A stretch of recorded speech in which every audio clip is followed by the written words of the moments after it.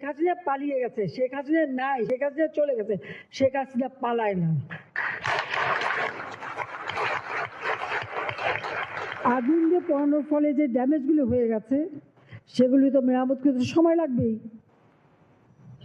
তাহলে আগুন যারা দিল, যারা পোড়ালো, আপনারা তো তাদের বিরুদ্ধেও তো আপনাদের কথা বলতে হবে।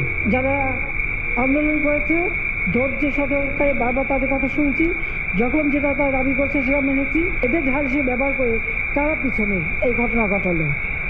এখানে শিবির একেবারে এখন যেরকম হচ্ছে পরিকল্পিতভাবে প্ল্যান করে দীর্ঘদিন থেকে প্ল্যান করেই তারা এসেছে।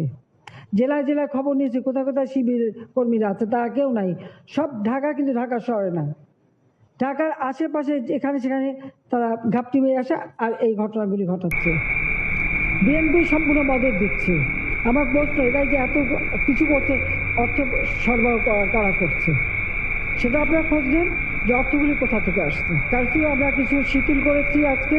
এই দুর্বৃত্তরা, এই শিবির, জামাত এবং বিএনপির যারা সন্ত্রাসী, এদের বিরুদ্ধে যথাযথ ব্যবস্থা নিতে পারবো।